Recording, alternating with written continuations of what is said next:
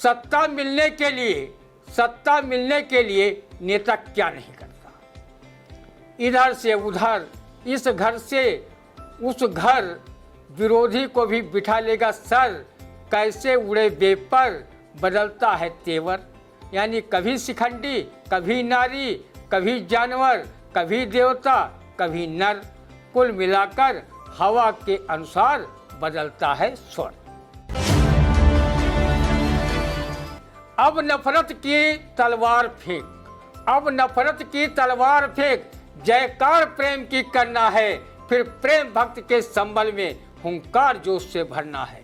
तुम भेड़ चाल चलना छोड़ो, जिससे जीवन का भाव मिले, फिर कीट लता विकसित होगी, जिससे जीवन का फूल खिले। हे प्रेम मनुज सुंदर गहना, जो सबकी शान बढ़ाता है प्रेम, प्रेम का पुरस्कार मंजुल व्यक्तित्व बनाता है प्रेम नहीं, है प्रेम नहीं जग में हारा, अभिमान जीव का हारा है प्रेम अमरता का सूचक, जग की आँखों का तारा है। जनहित के काम सदा करना, जिससे निज देश महान बने, सविता समान भारत चमके, दुनिया वालों की शान बढ़े।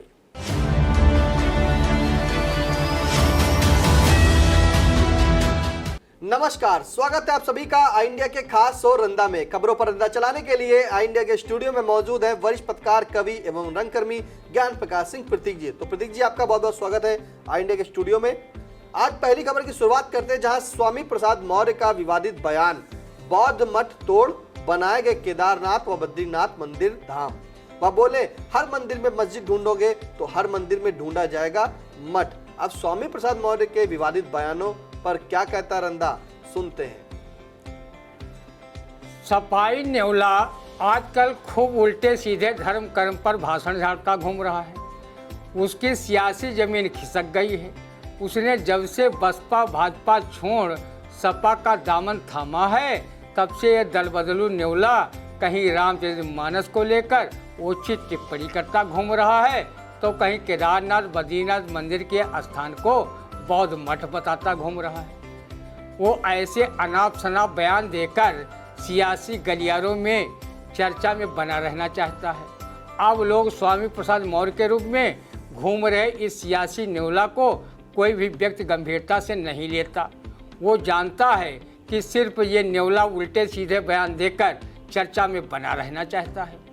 लगता है कि ये अपने उल्टे सीधे धर्म कर्म के बयानों से भाजपा को सियासी फायदा पहुंचाने में लगा है। मंदिर व धार्मिक कर्मकांडों की राजनीति करने चली भाजपा स्वामी प्रसाद मौर्य के बयानों को लेकर ऊपरी मन से तो उनकी आलोचना कर रही है, किंतु अंदर खाने वो प्रसन्न हो रही है कि स्वामी प्रसाद रूपी ये सपाई नेवला इतना भी हिंदू देवी देवताओं, रामचरितमानस व केदारनाथ बद्रीनाथ जैसे हिंदुओं की आस्था के प्राचीन मंदिरों को लेकर जितना जहर उगलेगा, उतना ही भाजपा को फायदा होगा।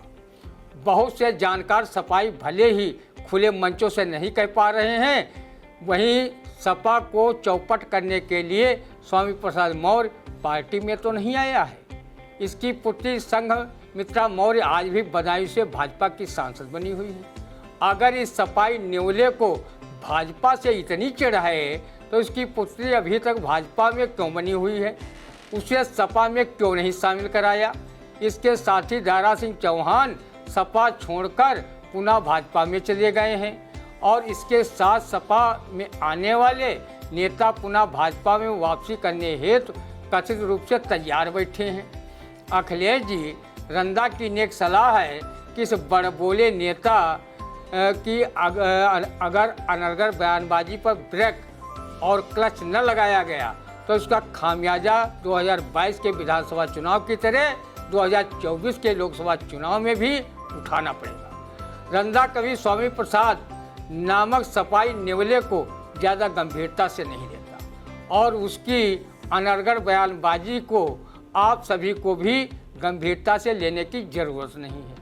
ये वही स्वामी प्रसाद मौर्य है जिसने पूर्व मंत्री स्वाति सिंह की पुत्री को लेकर आपत्तिजनक बयानबाजी की थी, लेकिन बाद में जब ये बसपा छोड़कर भाजपा में शामिल हो गया तो भाजपाई इसका कीर्तन भजन गाने लगे। बाद में ये सपा में ये कहकर शामिल हो गया कि भाजपा सांपनाथ, आरएसएस नागनाथ, मैं नेवला हूँ, दोनों को खा जाऊंगा। वो भाजपा को तो नेता से नेवला बनकर आज तक नहीं खा पाए। अब धार्मिक स्थानों, धार्मिक ग्रंथों पर ये नेवला अनर्गल टिप्पणी कर आस्थावान लोगों को मानसिक तौर पर आघात पहुंचाने का कार्य कर रहा है। शायद ऐसे दल बदलू नेताओं की करतूतों को देखकर ही व्यंग्यकार अवनीश मिश्र ने ये व्यंग पंक्तियां कही होंगी। सत्ता मिलने के लिए नेता क्या नहीं करता। इधर से उधर, इस घर से उस घर, विरोधी को भी बिठा लेगा सर, कैसे उड़े बेपर, बदलता है तेवर। यानी कभी शिखंडी, कभी नारी, कभी जानवर, कभी देवता, कभी नर, कुल मिलाकर हवा के अनुसार बदलता है स्वर।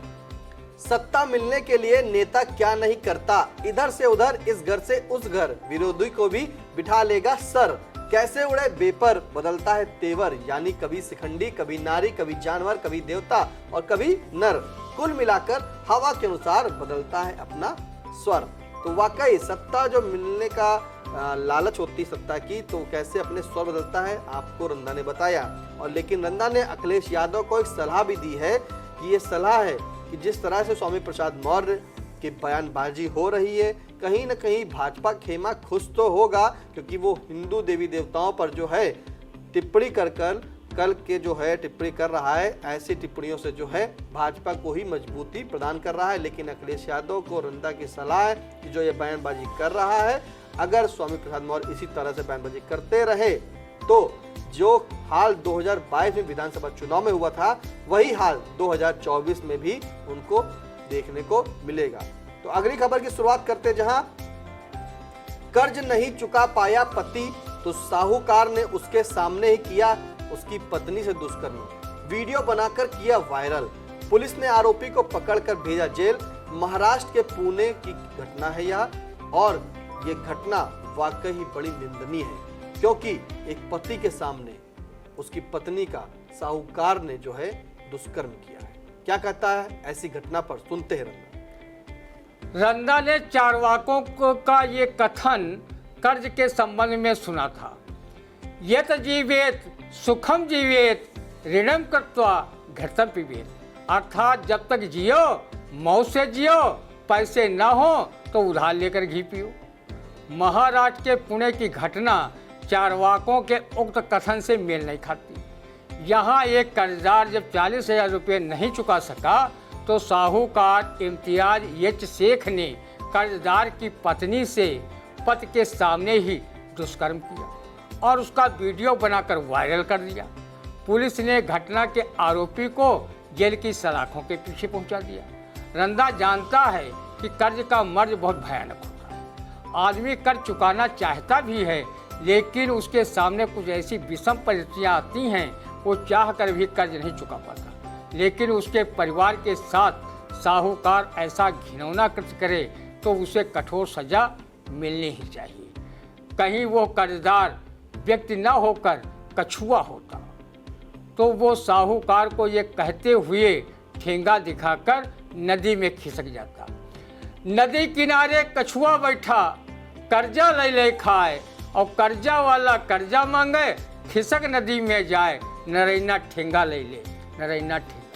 नदी किनारे कछुआ बैठा, कर्जा ले ले खाए, कर्जा वाला कर्जा मांगे, खिसक नदी में जाए, नरैना ठेंगा ले ले। तो ये कर्जा जो होता है एक भार, बहुत ही बेकार होता है। लेकिन जिस प्रकार से साहूकार ने घटना को अंजाम दिया कि कर्जा के लिए महज 40,000 रुपये का जो कर्ज था वो नहीं दे पाया, तो साहूकार ने उसकी पत्नी का जो है पत्नी का दुष्कर्म किया, वो भी पति के सामने। ये घटना ऐसे बहुत ही रंधा जी जो पुराने पहले साहूकार होते थे वो शायद करते हों, मतलब इस तरह के तो कहीं किससे सुने नहीं गए। लेकिन हाँ, ये था कि कोई कर्जा नहीं देता था तो उसके घर का सामान फेंक देते थे, इस तरह से प्रताड़ित किया जाता था। लेकिन महाराष्ट्र की जो पुणे की घटना है ये वाकई ही निंदनीय है। जिस तरह से साहूकार ने गलत काम किया, उसका नतीजा भी फिलहाल पुलिस ने उसे दे दिया और गिरफ्तार कर लिया। अगली खबर जहां सुप्रीम कोर्ट ने कहा कि मणिपुर में कानून व्यवस्था हुई ध्वस्त, जांच से एफआईआर तक सुस्ती। शीर्ष कोर्ट ने कहा हैरान हूं, कई घटनाओं के 3 माह बाद भी केस दर्ज नहीं। आखिरकार क्या हो रहा है इस देश में, सुनते हैं। मी लॉर्ड, आपके कथन से रंदा 100% इत्तेफाक रखता है और आपको कृतज्ञ राष्ट्र की ओर से बधाई देता है कि कम से कम सुप्रीम कोर्ट ने मणिपुर में अमानवीय घटनाओं को स्वतः संज्ञान लेकर सुनवाई शुरू की। एक हमारे विश्व गुरु जी हैं जो मणिपुर जैसे अतिसंवेदनशील मामले में अपने मुंह में दही जमाए घूम रहे हैं। विपक्षियों की मांग पर भी वो संसद में जाना गंवारा नहीं कर रहे कि वहाँ मणिपुर हिंसा को लेकर विपक्षीगण प्रश्न करेंगे तो हम जवाब क्या देंगे। 3 महीने से मणिपुर धू धू कर जल रहा है, सैकड़ों लोग मारे जा चुके हैं, हजारों घर दुकानें जलाकर राख कर दी गई हैं, पुलिस थानों से उपद्रवी असलहे तक लूट ले गए हैं, महिलाओं के साथ अमानवीय घृणित कृत्य किए जा रहे हैं जिसकी इजाज़त ना तो कानून देता है और ना ही सभ्य समाज। हमारे देश के फर्जी विश्वगुरु आजकल चुनावी सभाओं को संबोधित कर विपक्षियों को भ्रष्टाचारी बताते घूम रहे हैं। उनके डबल इंजन वाली सरकारों में मणिपुर, हरियाणा, मिजोरम आज दंगा फसाद में जल रहे हैं और फर्जी विश्वगुरु रोम जल रहा था और नीरो बैठा चैन की बंसी बजा रहा था कि कहावत को सिद्ध करता घूम रहा है।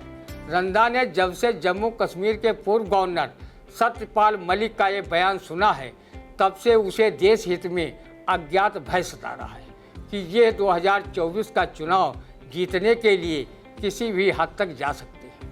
ये राम जन्मभूमि मंदिर पर भी हमला करा सकते हैं या किसी बड़े भाजपा नेता की हत्या करा सकते हैं।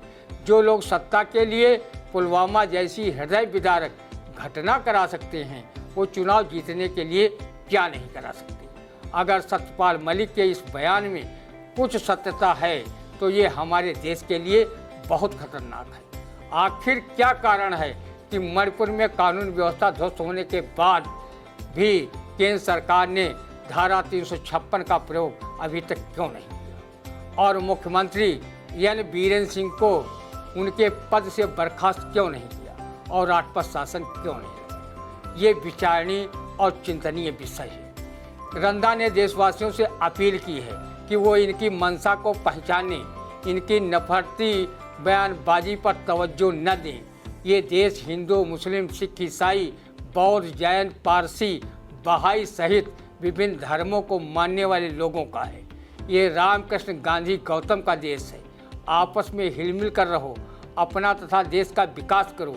जो सियासी दल धर्म व जाति के खांचे में बांटकर नफरती बात करें उन्हें चुनाव में दूध की मक्खी की तरह निकाल फेंको, क्योंकि नफरती बयानबाज नेता देश व समाज की जड़ों को खोखला कर रहे हैं। इनसे उचित दूरी बहुत जरूरी है। रंदा देशवासियों से एकता व भाईचारा बनाने की अपील सुकवि डॉक्टर देवेंद्र कश्यप निडर की इन काव्य पंक्तियों से करता है। अब नफरत की तलवार फेंक, अब नफरत की तलवार फेंक, जयकार प्रेम की करना है, फिर प्रेम भक्त के संबल में हुंकार जोश से भरना है। तुम भेड़ चाल चलना छोड़ो जिससे जीवन का भाव मिले, फिर कीर्तलता विकसित होगी जिससे जीवन का फूल खिले। हे प्रेम मनुज सुंदर गहना जो सबकी शान बढ़ाता है प्रेम प्रेम का पुरस्कार मंजुल व्यक्तित्व बनाता है प्रेम नहीं, है प्रेम नहीं जग में हारा, अभिमान जीव का हारा है प्रेम अमरता का सूचक, जग की आँखों का तारा है। जनहित के काम सदा करना जिससे निज देश महान बने, सविता समान भारत चमके, दुनिया वालों की शान बढ़े। जनहित के काम सदा करना जिससे निज देश महान बने, सविता समान भारत चमके, दुनिया वालों की शान बढ़े। तो रंदा ने कैसे बताया कि जो मणिपुर में घटना हो रही है और फर्जी विश्वगुरु जो कह रहे हैं उन्होंने शांति की अपील तक नहीं की है वहां जाकर कि कम से कम मणिपुर में एक अपील तो करें कि शांति बनाए रखे, लेकिन देश चल रहा है। जिस तरह से कहावत कही थी कि रोम जल रहा है और नीरो बैठे बंसी बचा रहा है। मणिपुर की घटना वाकई निंदनीय है और ऐसी घटना से देश को नुकसान हो रहा है। देश हमारा गर्त में जाने को चल रहा है। तो जिस तरह से जो घटनाएं चल रही हैं, रंदा सभी देशवासियों से अपील करता है कि सभी लोग भाईचारा बनाकर रखें।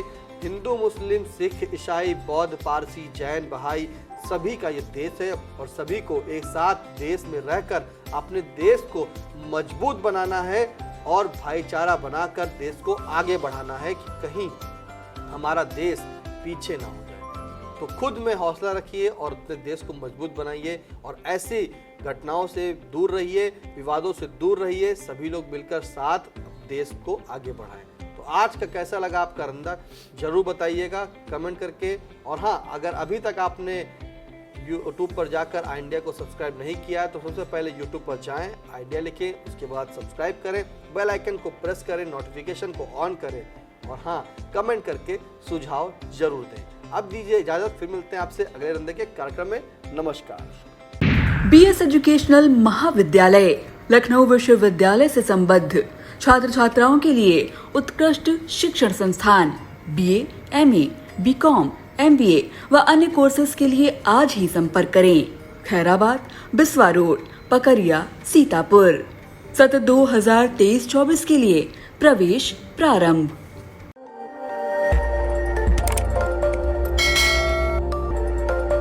खबर आपकी, नजर हमारी। देखते रहिए आई इंडिया।